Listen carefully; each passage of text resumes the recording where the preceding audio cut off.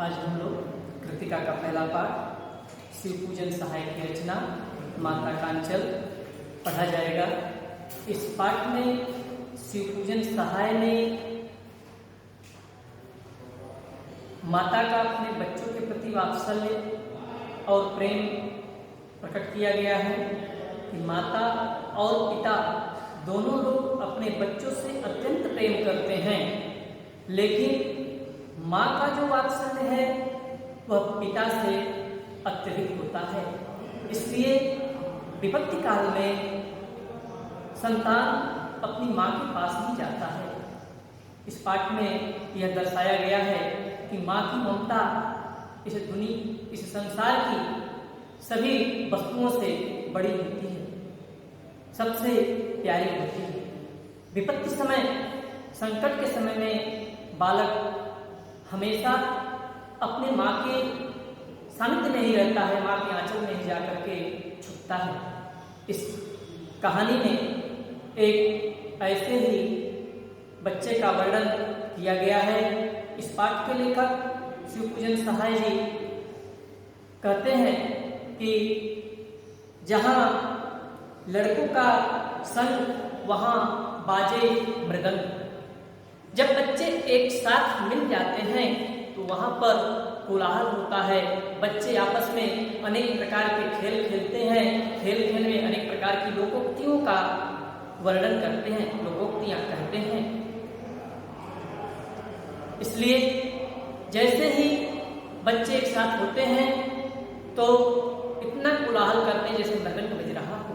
इसलिए पाठ के शुरुआत में ही शिव पूजन सहाय जी ने कहा कि जहाँ बच्चों का संग वहाँ बाजे मृदंग, जहाँ बूढ़ों का संग वहाँ खर्चे का तंग। लेखक तड़के सुबह उठा और नहा धो करके अपने पिताजी के साथ पूजा करने के लिए बैठ गया। लेखक के बचपन का नाम तारकेश्वर नाथ है, लेकिन उनके पिताजी उन्हें भोलानाथ कर करके पुकारते हैं। तो वास्तविक नाम लेखक का क्या है? तारकेश्वर नाथ, लेकिन पिताजी प्यार से उन्हें भोलानाथ करते थे। क्यों करते थे? क्योंकि भोलानाथ की जटाएं, जो बाल थे वह लंबे लंबे थे। जब वह पूजा करने के लिए पिताजी के साथ बैठते थे तो पिताजी उनको उनके ललाट पर एक भभूत का त्रिपुंड बना देते थे। जिस तरह से शिव जी के मस्तक पर त्रिपुंड बना रहता है, उसी तरह से भोलानाथ के मस्तक पर भी पिताजी एक त्रिपुंड बना देते थे। इसलिए उन्हें बम भोला भी कभी कभी पिताजी कह करके पुकारते थे। भोलानाथ अपने पिताजी के साथ पूजा करने के लिए बैठ जाते थे। पिताजी पूजा की चौकी पर बैठ करके अपनी राम नामची में, जो राम नामची अर्थात एक रजिस्टर बनाए हुए हैं, उस रजिस्टर में 1000 बार राम का नाम लिख करके रजिस्टर रखते थे। फिर वह 500 बार छोटे छोटे कागज पर राम का नाम लिखते थे और उन कागजों में, प्रत्येक कागज में आटे की गोली लपेट करके गंगा में ले जाकर के मछलियों को खिलाते थे। भोलानाथ भी अपने पिताजी के साथ गंगा तट पर जाते थे और वहां मछलियों को आटा खिलाते थे। उन्हें बहुत अच्छा लगता था। गंगा घाट से वापस आते समय भोलानाथ अपने पिताजी के कंधे पर सवार हो जाते थे और आनंद पूर्वक रास्ते में खुशियां मनाते हुए आते रहते थे। जब उन्हें रास्ते में एक आम का पेड़ मिला तो उस आम के पेड़ की डालियां नीचे की तरफ झुकी हुई थी। उन झुकी हुई डालियों पर पिताजी उनको बैठा करके झूला झुलाते हैं। इस तरह से वह अपने पिताजी के साथ हंसते खेलते घूमते हुए अपने घर वापस आ जाते हैं। माँ उन्हें खाना खिलाने के लिए कहती हैं, लेकिन वह माँ के साथ नहीं रहते। हर समय पिताजी के ही साथ रहते थे और पिताजी के साथ बाहर के बरामदे में सोते थे, पिताजी के साथ खेलते थे, पिताजी के साथ ही हर समय रहते थे। यहाँ तक कि भोजन करते समय भी पिताजी के साथ ही रहते थे। जब पिताजी भोलानाथ को छोटे छोटे निवाले छोटे छोटे कौर खिलाते थे तो माँ कहती थी कि मर्दुए जाती क्या जाने भोजन कर बच्चों को खिलाना। इस तरह से पिताजी मर्द जाति क्या जाने भोजन कराना। जब महतारी के हाथ से बच्चे खाना खाते हैं तो वह ज्यादा खाते हैं और उन्हें ज्यादा खा करके भी लगता है अभी हम कम ही खाएं, लेकिन मर्द के हाथ से खाना खा करके उन्हें छोटे छोटे निवाले खाने के कारण ऐसा लगता है जैसे उनका पेट भर गया। तो भोलानाथ के पिताजी भोलानाथ को छोटे छोटे निवाले खिलाते थे, लेकिन उनकी माँ बड़े बड़े कौर बना करके उन्हें चिड़ियों का आकार दे करके एक एक निवाले को एक एक चिड़िया का नाम देती थी। कहती थी देखो ये तोता है, ये मैना है, ये बुलबुल है, इत्यादि पक्षियों का नाम दे करके कहती थी जल्दी से खा लो नहीं तो तोता उड़ जाएगा। उस तोता को उड़ने से पहले ही भोलानाथ उन निवाले को घटक जाते थे, निगल जाते थे। इस तरह से भोलानाथ भोजन करके खाना खा करके अपने साथियों के साथ खेलने के लिए चले जाते थे। तो खाना खाते समय माँ कहती थी, क्या कहती थी कि जब खाएगा बड़े बड़े कौर तब पाएगा दुनिया में खौर। इसलिए बड़े बड़े निवाले खिला करके माँ उन्हें खेलने के लिए भेजती थी। इस तरह से खाना खा करके बालक भोलानाथ अपने साथियों के साथ खेलने के लिए बाहर चले जाते थे। फिर जब कभी माँ उन्हें पकड़ पाती तो उनके सिर पर चुल्लू भर सरसों का तेल, कड़वा तेल कहा गया है, अर्थात सरसों का तेल उनके सिर पर रख देती थी। इस तरह से सरसों का तेल उनके सिर पर रख दिया जाता था। वह खूब रोते थे और रोते हुए फिर अपने बच्चों की मंडली में जाकर के मिल जाते थे, उनके साथ खेलने लगते थे।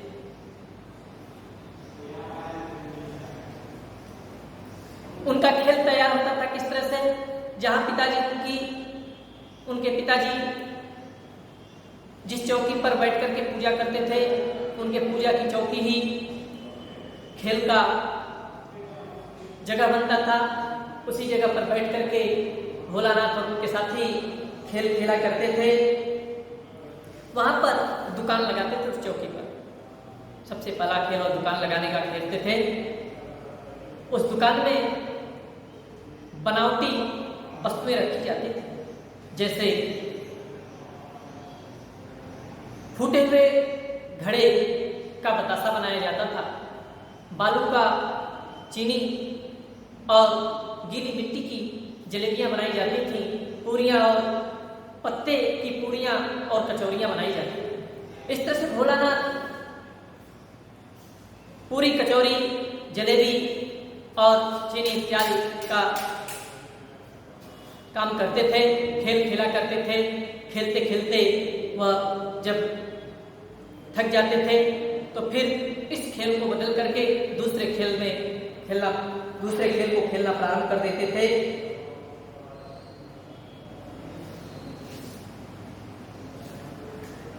जब कभी इन्हें कोई बारात दिखाई देती थी तो सोचते थे कि हम भी बारात का जुलूस निकालेंगे।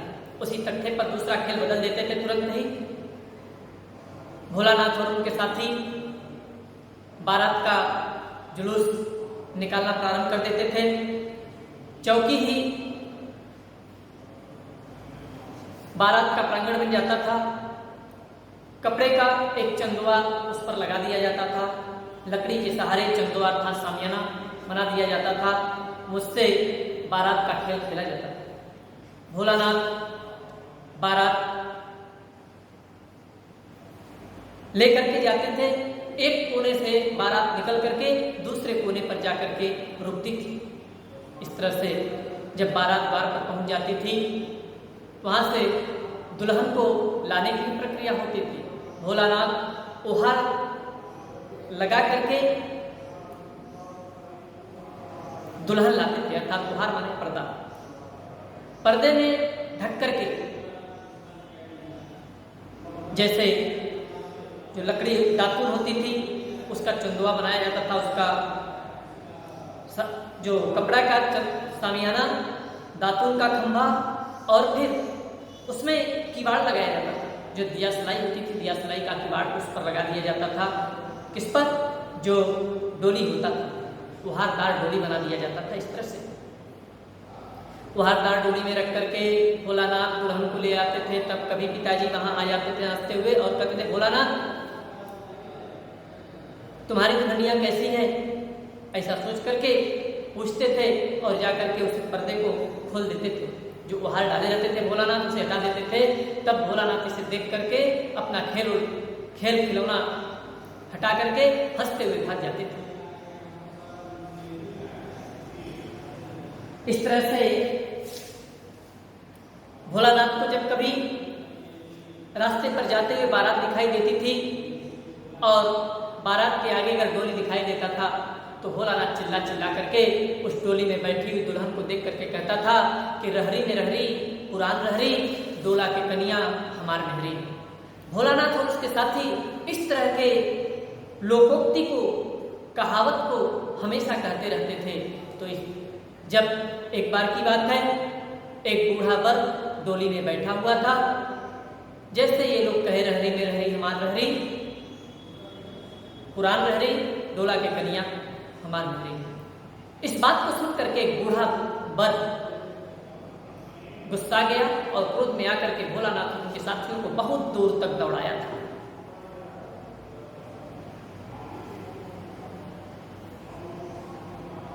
एक बार की बात है, खूब तेज की आंधी आई।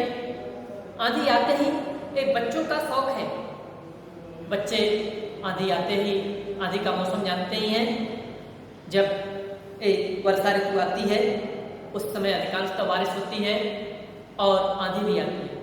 बाग में आम के फल लगे होते हैं। आम का फल बीनने के लिए, इकट्ठा करने के लिए बच्चे आंधी आते ही बाग की तरफ दौड़ जाते हैं। इस तरह से बालक भोलानाथ भी अपने साथियों के साथ आंधी आते ही बाग की तरफ दौड़ गया। जैसे ही बाग की तरफ दौड़े, उस बाग में आम का पट पड़ा हुआ था, आम बीने और वहां पर पके पके गोपी आम चूसने लगे। तभी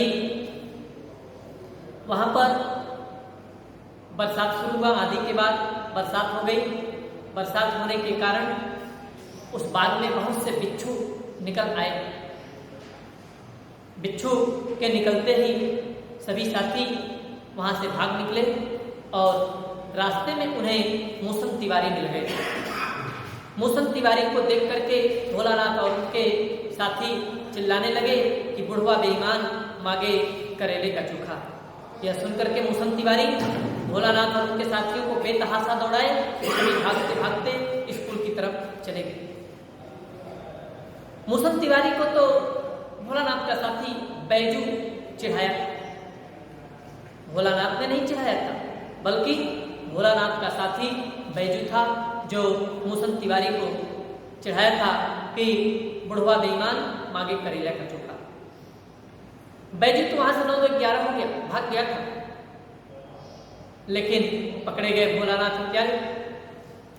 मूसन तिवारी सीधे जब बच्चों को नहीं पकड़ पाए तो स्कूल पर चले गए। स्कूल पर जाने के बाद गुरुजी जैसे ही सुने, भोलानाथ और उनके साथियों को पकड़ने के लिए 4 सिपाही भेज दिए। 4 लड़कों को वहां से भेज दिए कि भोलानाथ और बैजू को पकड़ कर लाओ। बैजू तो बहुत चालाक था, वह भाग निकला। पकड़े गए भोलानाथ। भोलानाथ को पकड़ करके स्कूल पर 4 सिपाही ले गए। स्कूल पर जैसे ही भोलानाथ पहुंचे, रोना धोना शुरू हुआ।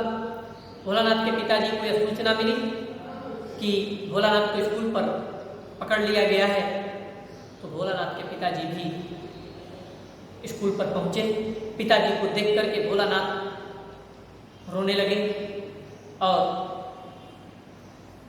यह देख करके पिताजी गुरुजी से चिरौरी अर्थात निवेदन और विनती करके कि अब ऐसी गलती नहीं करेगा बालक, घर वापस लाए। घर वापस आते समय ही बच्चों का फिर झुंड मिल गया, बैजू इत्यादि का झुंड रास्ते में ही मिल गया। भोलानाथ अपने पिताजी से हाथ छुड़ा करके बच्चों के साथ खेलने लगे। जैसे ही बच्चों के साथ खेलने लगे, उन्हें खेल खेल में एक मक्के का खेत दिखाई दिया। मक्के के खेत में पहुंच करके देखते हैं कि वहां पर बहुत सी चिड़िया दाना चुग रही। भोलानाथ और उनके साथी सोचते हैं कि चिड़िया दाना चुग रही हैं, इसलिए उनके लिए उक्ति कहते हैं, एक कहावत कहते हैं कि राम जी की चिड़ई, राम जी का खेत, चलो चिड़िया भर भर पेट। तो इसलिए उन्होंने क्या कहा कि राम जी की चिड़ई, राम जी का खेत, छक्को चिड़िया भर भर पेट, अर्थात चिड़िया को भर पेट खाने की हिदायत दे रहे। कुछ देर के बाद एक ऊंचे स्थान पर टीले पर ये लोग चले गए खेत में ही। वहां पर एक बिल था चूहे का। उस चूहे के बिल में भोलानाथ और उनके साथी पानी को रीछने लगे। उसी समय चूहे की रक्षा करने के लिए शिव जी का संरक्षक सांप वहां आ गया। सांप को देख करके भोलानाथ और उनके साथी बेतहाशा भागने लगे। भागते भागते कोई अंटा गिरा, कोई चित्ता गिरा, किसी के पैर में, सबके पैर कांटों से छलनी हो गए। उठते गिरते दौड़ते भागते कांटों में पैर छलनी होते हुए लोग घर पर पहुंचे। भोलानाथ बहुत डर गए थे। डरने के कारण उनके मुख से आवाज नहीं निकल पा रही थी। देखते हैं घर पर पिताजी बरामदे में बैठ करके हुक्का गुड़गुड़ा रहे थे, लेकिन भोलानाथ पिताजी के पास नहीं जाते। इतना डर गए थे कि वह डर करके माता के पास जाते हैं, माँ के आंचल में जाकर के छिप जाते हैं। उस समय माँ चावल अमनिया कर रही थी। अमनिया का अर्थ साफ करना, बुनना। चावल से कंकड़ निकाल रही थी, चावल को साफ कर रही थी।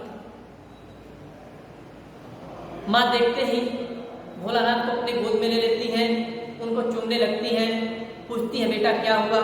लेकिन अत्यधिक भय के कारण भोलानाथ कुछ बोल नहीं सके, वह रोते जा रहे थे।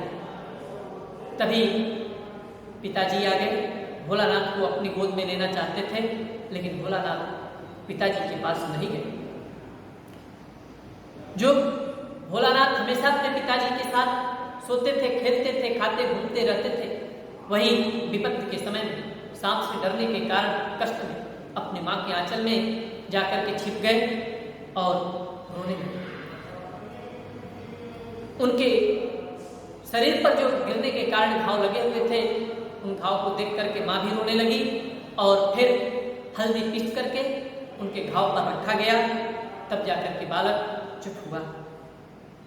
इस तरह से बालक माँ के आंचल में जाकर के छुप गया। माँ की ममता को सर्वोपरि बताया है यहाँ पर कवि ने। यहाँ पर लेखक ने माँ की ममता को संसार की सभी सुविधाओं से ऊंचा माना है, संसार की सारी खुशियों से अच्छा माना है। सबसे बड़ी खुशी माँ का आंचल ही होता है, जो कि दुख के समय में लोग माँ के आंचल में जाकर के छिप जाते हैं। इस तरह से पाठ समाप्त होता है।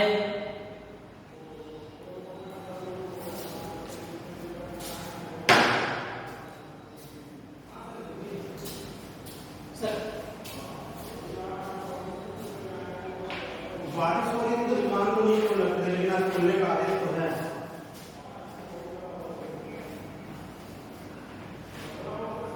अब पता